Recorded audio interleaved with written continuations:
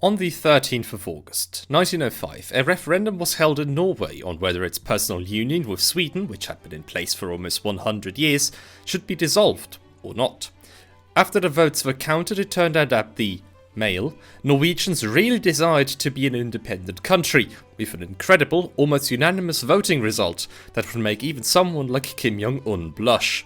But what even was the Swedish-Norwegian Union? What was Norway's role in it, and why were the Norwegians so eager to leave? Let's first turn back time to the first half of the 19th century. In 1830, Norway had been under a personal union with Denmark for over 4 centuries.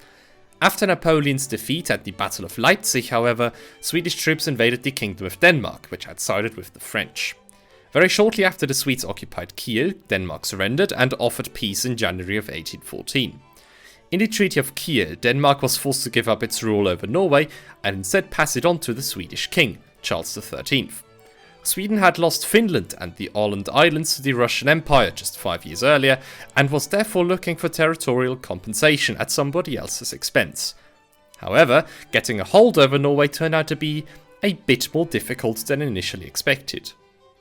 Prince Christian Frederick was the heir to the Danish throne and had been the governor of Norway since 1813. There he gained great popularity among the Norwegian intellectuals for supporting the founding of the University of Oslo, or Christiania as the city was called at the time. Christian Frederick refused to recognize the Treaty of Kiel and attempted to become the King of Norway himself, and to preserve the union with Denmark.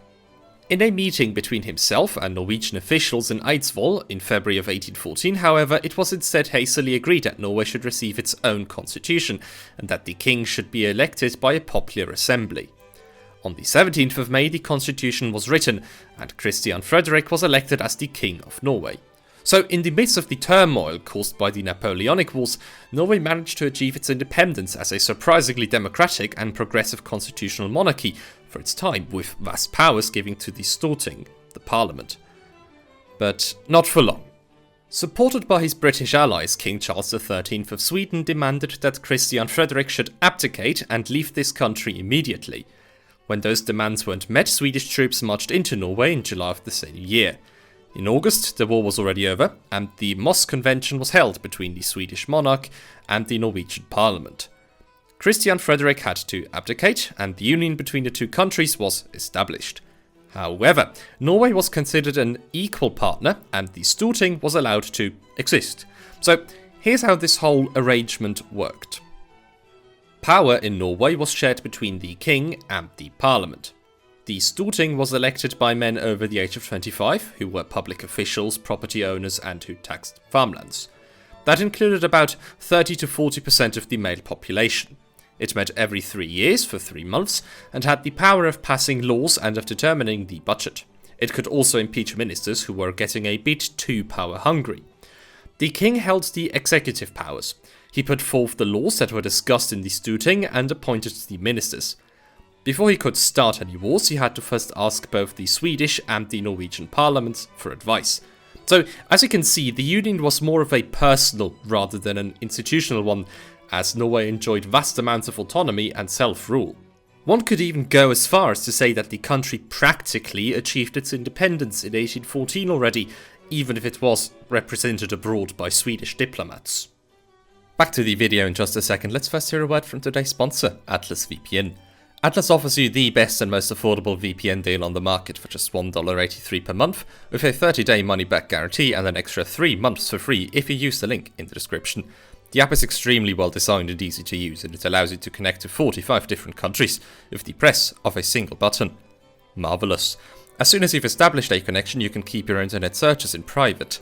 With a single subscription, you can protect an unlimited amount of devices, be it computers, mobile phones, or Android TVs.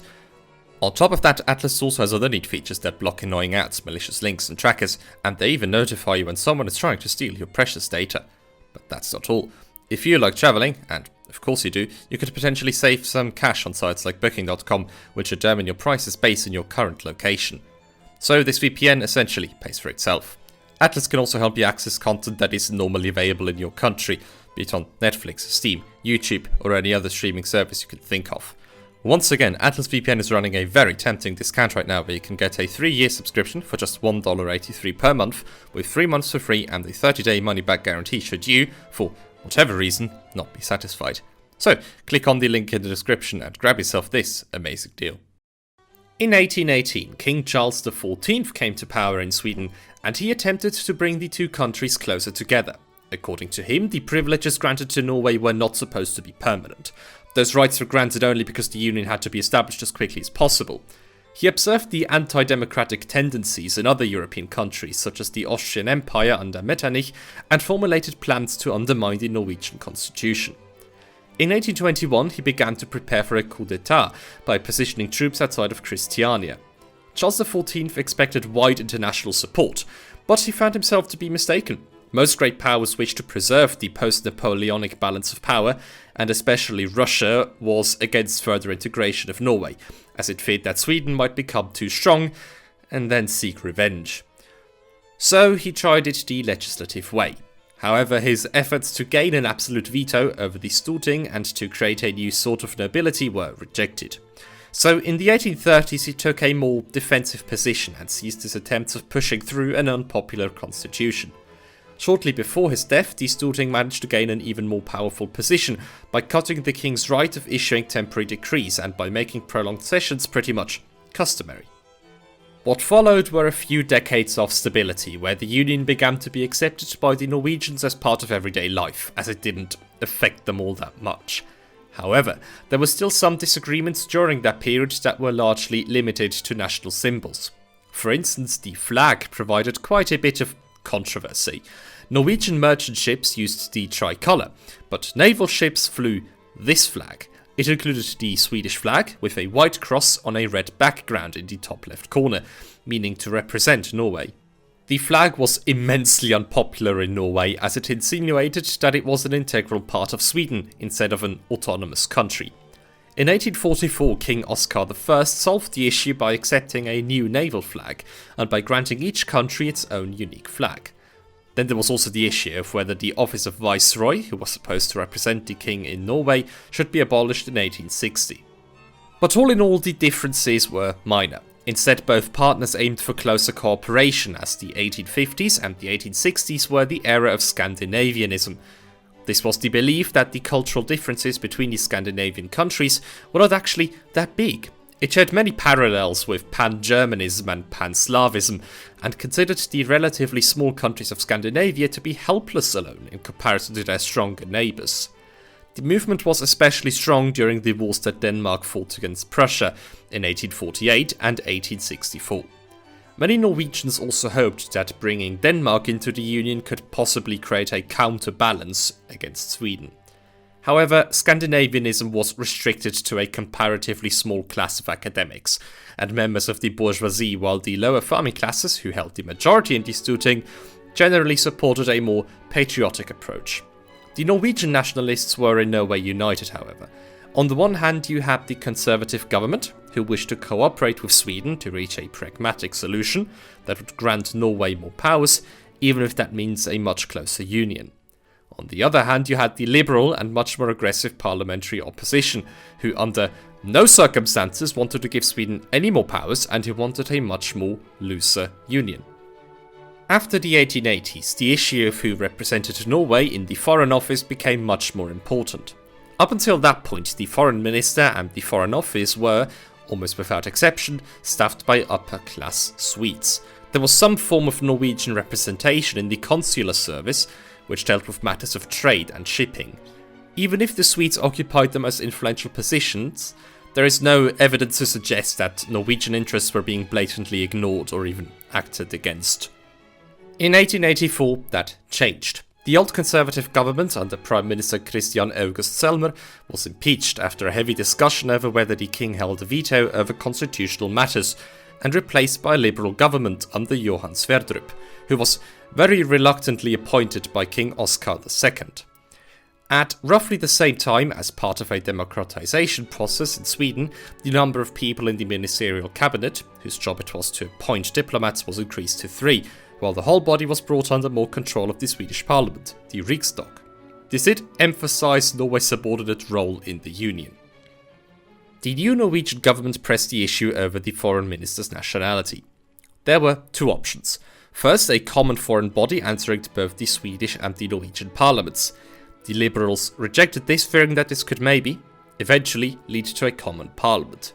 The second option was an independent Norwegian Foreign Office, which was the government's preferred solution. In Sweden, this development was already observed with concern, as it was feared that Norway might cut the union completely if a common consensus couldn't be reached. War between the two became a serious possibility, but the Norwegians eventually backed down on their demands for a Norwegian consul service after a series of cabinet crises. But still, the question remained unsolved. The links between Norway and Sweden were shattered again in 1895 when both countries began to draw up war plans against the other. 2 years later, the protectionist Swedish parliament ended the common market and imposed tariff imports, which hurt the Norwegian economy quite badly. You see, Norway had managed to build one of the most powerful shipping marines in the world and was much more open for world trade than Sweden was. So the shipping industry used its lobbying powers to push for Norwegian self-determination. Christian Michelsen, who became the Prime Minister in March of 1905, was the owner of one of Norway's biggest shipping companies and used his power to trigger a constitutional crisis. All of this happened in a period of increased Norwegian nationalism against the current status. The Liberal Party enjoyed a monopoly on power because they managed to appeal to the Norwegian voter base with their nationalism. This may have been a political strategy to unite the populace behind more controversial issues such as universal suffrage and social policies, but it worked out well for them. In spring of 1905, there was one final attempt to solve the issue over foreign representation. The Riksdag gave in and proposed a separate Norwegian consular service under control of the Swedish Foreign Office. The Storting, however, wanted a consulate under control of the Norwegian Parliament. Michelsen now decided that the union couldn't exist any longer and prepared to proclaim independence. In May, the Storting passed a resolution which created an independent Norwegian consular service. King Oscar II vetoed this decision against the advice of his cabinet.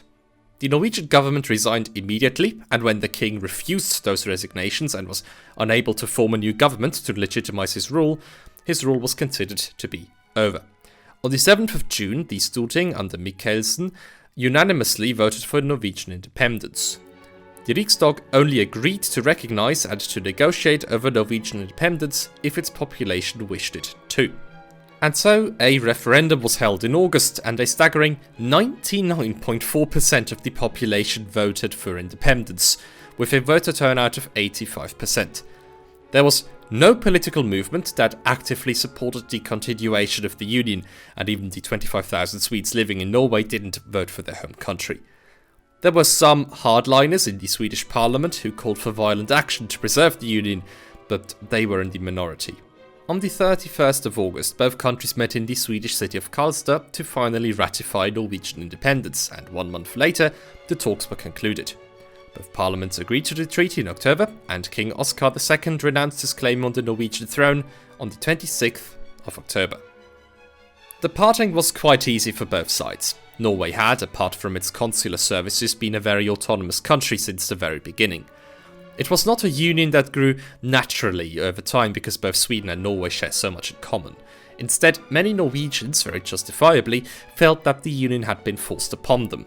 Both economies were by no means integrated, and Norway's largest trading partner was never Sweden. There was also no big population movement that took place during those 90 years, with no weird ethnic enclaves on either side of the border. In the end, the union didn't end because Sweden imposed an oppressive regime or tried to suppress Norwegian independence or anything like that. It ended because of an unsolvable dispute over foreign representation, and because there was no reason for this union to exist. Norwegian independence also enjoyed great sympathy from other countries like Britain or especially Germany, who were very eager to put a German prince onto the Norwegian throne. Speaking of the Norwegian throne, who would actually occupy it? Initially, the Storting offered Oscar II to put one of his younger sons on the Norwegian throne. He, however, refused, and so someone else had to be found. Prince Karl of Denmark proved to be a perfect candidate. He had some medieval ties to the old Norwegian kings, and his mother was the niece of the Swedish king. He accepted the offer under the condition that he would be elected to power by the Norwegian population. In November, therefore, another referendum was held on whether Norway should become a monarchy or a republic. 79% of the voters picked the former, and so it was decided. Karl and his family arrived in Christiania on the 25th of December. There he took the name of Haakon VII. In June of the following year, Haakon and his wife were crowned in Trondheim, and to this very day, Norway remains a constitutional monarchy. Alright then, Dankeschön for watching the video, and I hope you've enjoyed it. If you did, a like and a subscribe are always appreciated. A very special and grateful thank goes out to A Cup of Tea for their generous support over on Ko-Fi. You are phenomenal. Have a very wonderful day, and see you next time.